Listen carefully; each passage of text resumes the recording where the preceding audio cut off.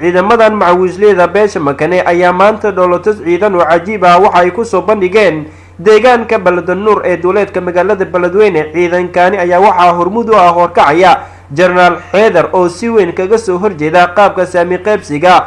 ee loo maray hoggaanka sare Hirshabelle, xildhibaanada kaga maqan baarlamaanka dowlad goboleedka Hirshabelle iyo xaqa kaga maqan gobolka Hiiraan iyo kan degmada Beledweyne. Macalin Xeedar oo 2,000 oo ciidan oo Maleeshiya ku haysta duleedka magaalada Beledweyne ayaa garab ka helaya bulshada magaalada Beledweyne. beesha makane ayaa cadaalad daro ku tilmaamay hanaanka saami qaybsiga gobolka Hiiraan iyo degmada Beledweyne. ugu horeyntii waxgarad iyo dhalinyaro taageersan maleeshiyada beesha makane ayaa sheegay in si nabadoon ay ku raadinayaan xuquuqdii ay ku lahaayeen gobolka Hiiraan iyo hoggaanka sare Hirshabelle iyo xildhibaanada kaga maqan baarlamaanka labaad ee dowlad goboleedka Hirshabelle. mawduucayga wuxuu yahay ninka mugga inta leeg Beledweyne ku leh dad walaalaha ila degan gobolka ila leeyihiin kamalihi waa gobol Soomaaliyeed waa magaalo Soomaaliyeed waa naga wada dhaxaysaa maxaysan naga wada dhaxaysaa nabad walaalnimo iyo macaan iyo cadaaladii maxay noqotay cadaaladii kaasay noqotay Soomaaliyeed hay eedina waan tuurayaanbadii anigu kaasaasitaa maanta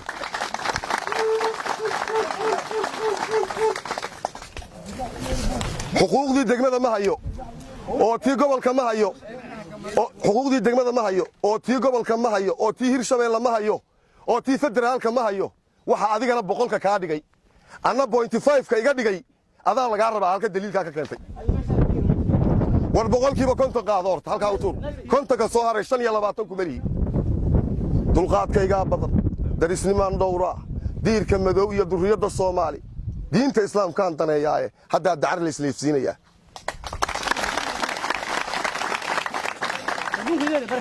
mid mucaarad sheegta iyo mid muxaafad sheegta intooda midkoodna aniga waxa ay ogol yihiin ma jirto qowda maqashii waxba laha u qaban baan u arkaa sidaa darteed walaalayaal waxa idin sheegayaa nasabnimadii maanta kaasay gashay wanaagii kaasoo galay xumaan waxaan ku yiri xalaashii kaasay gashay waxa la gaaray heer xalaashii la qaato oo xaaraantii la qaato oo xalaashii la diyo xishoodkii laga tago xirribaha la soo xiirto waxaan u malaynayaa beeshaan ka dhashay maanta inta waa tuulo barwaaqo kaliya aan u malaynayaa waa runtay waa 94 tuulo awal dameeray gataan iyo matooray gataan wixii waa ka soo gudbeen imika bal 20 ka BKM-daya waa hal tuulo tuulo kale kuma jirto waa hal tuulo oo maanta taaganay waxa soo dhanaada ugu wacnaa already annagu xaqayagii baan rabnaa cidna u daba fadhiisan mayno toban marka askari la qarameeyo ayaa shan lagu darsadaa beeno mishaarkooda la qaato idinku reer dhan oo caagle miyaa aragteen oo mishaarkooda la qaadanayo reer dhan baa lagu darsaday meeshan kuwii halka tuulo deganaa halka tuulo ayaa shan xildhibaan leh anna saddex xildhibaan oo jeebka ku jiro marban meel iska geystaan la runta adii sheego xildhibaan kastoo ka soo federaal ha noqdo ama Hirshabelle ha noqdo xildhibaan kasta oo beesha ay leedahay xuquuq waxa leedahay waan rabnaa waxana nooma cuntamaan wixii aan xaq u lahayna cidda qaadanaysa ee laga dooranay waa gobolkan Hiiraan nin degan baa anaga matalaya hadalka waan badiyay ragxaynu isku ognay ballanteenu xaqeena ma dhacsanaa xuquuqdeena ma u doodnaa xanib iyo xabad ma u ridnaa inay beesha makana maanta ay u taagan tahay xaqoodii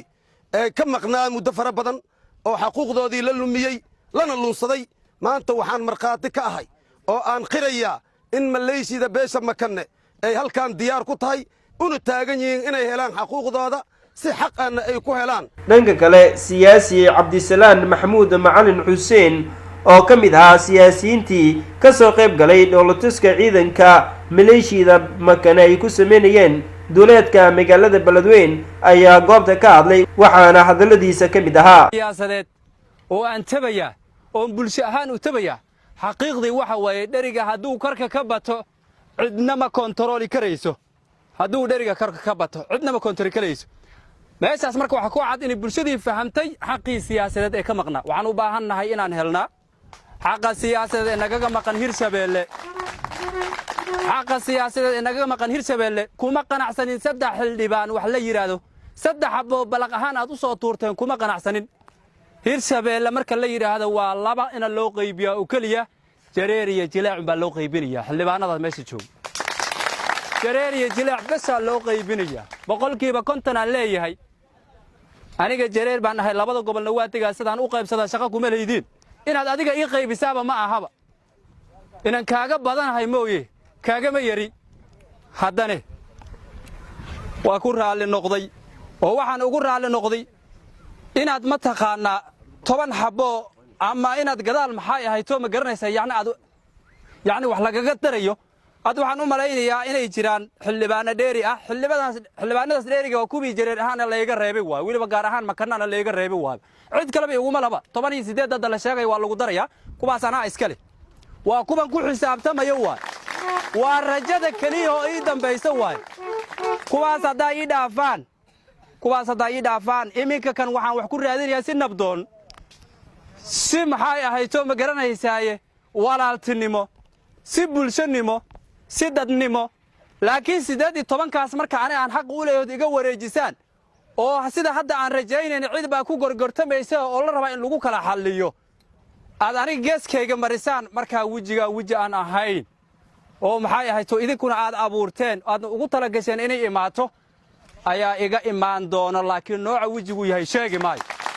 ugu dambeyntii Macalin Xaydar oo 2000 oo ciidan oo Malaysia ku haysta duleedka magaalada Beledweyne ayaa wacad ku maray inuusan sii maqnaani doonin xuquuqdii beesha Makan ay ku lahaayeen gobolka Hiiraan iyo degmada Beledweyne iyo xaqa kaga maqan xildhibaanada dowlad goboleedka Hirshabeelle